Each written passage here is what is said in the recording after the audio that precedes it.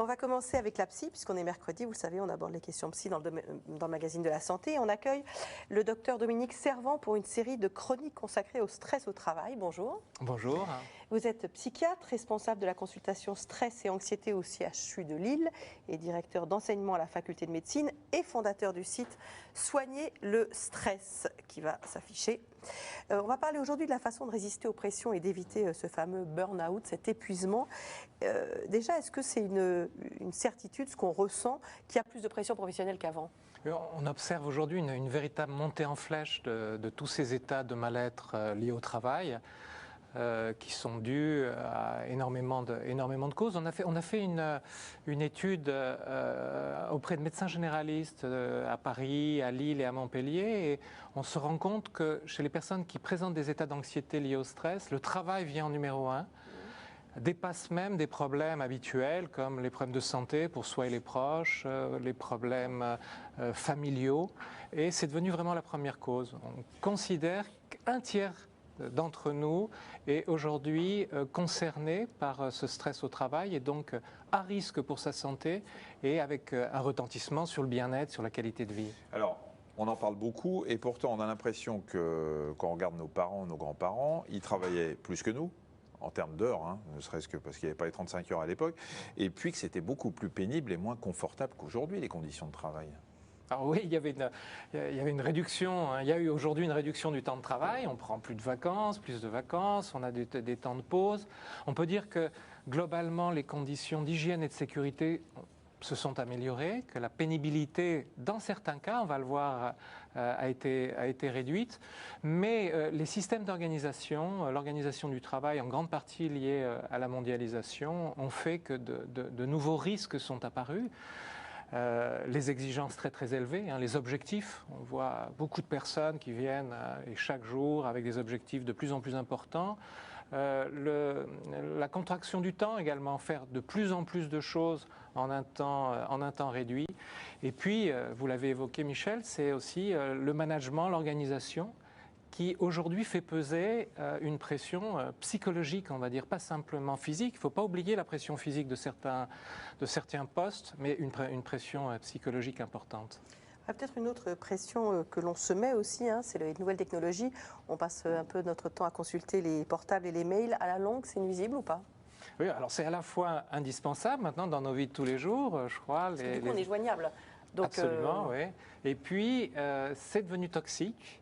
Alors parce qu'il y a cet état d'alerte, un peu ce zapping constant, alors on a une attention partagée, on traite aujourd'hui énormément de choses en même temps, mais ça nous éloigne de la tâche que nous sommes en train de faire. Donc à la longue, et même on peut considérer pour les étudiants, pour les enfants, qu'il y a des troubles attentionnels qui peuvent se développer chez certaines personnes.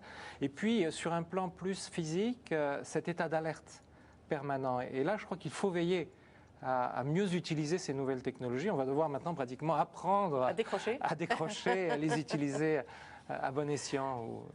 Alors, on peut être stressé soi-même parce que vous dites on a des objectifs, etc. Et puis on a l'impression, une expression que vous utilisez vous, que le stress, le stress au travail, c'est une maladie contagieuse. Hein. C'est-à-dire que les autres peuvent nous stresser rien que parce qu'eux-mêmes ont des attitudes un peu particulières. Voilà, dans le monde du travail, on voit des personnes qui sont stressées et qui nous communiquent leur stress. Alors, parfois, ces personnes n'ont pas l'impression qu'elles ont cet effet pervers et négatif sur les autres parce qu'elles développent des attitudes qui sont des attitudes, on va dire, stimulantes, des attitudes dynamiques et puis parfois un peu autoritaires qui créent une pression, c'est aussi produire. Et donc cette pression qui peut amener au harcèlement, qui est un risque psychosocial aujourd'hui très important. Le manque de reconnaissance, on a mis en évidence que le manque de reconnaissance est le stress le plus important dans le monde du travail, peut-être encore plus que la quantité de travail. Et puis ces structures horizontales où chacun est autonome, eh bien parfois on se retrouve face au stress et on n'a pas la capacité. Et donc là, il manque aussi de solidarité, de soutien. Et tout cela fait qu'on diffuse bien souvent dans certaines structures un climat, on va dire, stressant. Et là, c'est difficile, bien entendu, d'intervenir de façon très ponctuelle. Il faut qu'il y ait, on va dire, un message commun à améliorer également l'ambiance par rapport au stress. Alors, le problème toujours, c'est que quand toutes ces pressions aboutissent vraiment à l'extrême, c'est-à-dire le burn-out ou les dépressions sévères, qu'est-ce qu'on peut faire pour ne pas arriver justement à cet épuisement ou à ces dépressions? Alors, on peut agir, il n'y a pas de méthode miracle, il y a plus des outils qui vont permettre soit par soi-même, je crois beaucoup à cette option de prévenir par soi-même, des fois en se faisant aider, parce qu'il y a des personnes, comme vous l'avez dit Marina, qui sont en grande difficulté, et par un certain nombre d'outils simples. Alors, en quoi concrètement cela consiste? D'abord, la première dimension, c'est que le corps est en alerte, à la fois l'intérieur, physiologique, c'est pour ça que le stress, on le sait, peut conduire à l'ulcère, à des problèmes cardio-respiratoires, etc. Donc là, on va agir sur le corps, sur le physiologique et à la fois sur l'enveloppe, c'est-à-dire les muscles, les tensions, ou là les risques, les troubles musculo-squelettiques sont aussi une conséquence très fréquente du stress. Et là, il y a un certain nombre de techniques relativement simples que l'on peut pratiquer 5 à 10 minutes par jour. Par exemple, ce qu'on appelle le contrôle respiratoire. Alors la respiration, l'intérêt de la respiration, c'est qu'on peut la maîtriser facilement soi-même.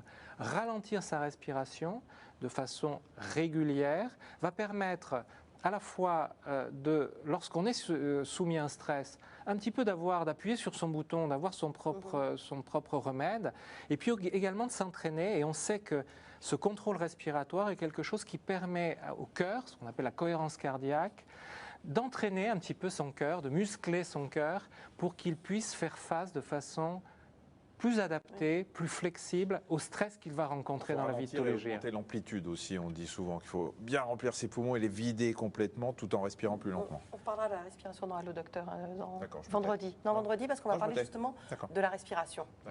Et l'autre grande technique physique, c'est la technique de relaxation musculaire, où par des exercices simples, on va contracter, décontracter les muscles pour quelque part enregistrer un petit peu dans son cerveau cet état de détente, et par une suite d'exercices qui est structurée mais qui est assez simple, on va réussir à induire en un temps relativement court un état de détente musculaire. Voilà, et puis aussi la méditation, parce qu'il faut aussi agir sur son mental. On n'a pas le temps de parler de tout, mais vous avez un site donc, que j'ai cité tout à l'heure, on va le revoir, voilà, soigner-le-stress.fr, où il y aura évidemment beaucoup de conseils que vous pouvez trouver. Il faut savoir que des négociations sur la qualité de vie au travail sont en cours, se termineront au mois de juin de cette année. Et on vous retrouve la semaine prochaine, Dominique Servant, pour une autre chronique. Merci. Merci.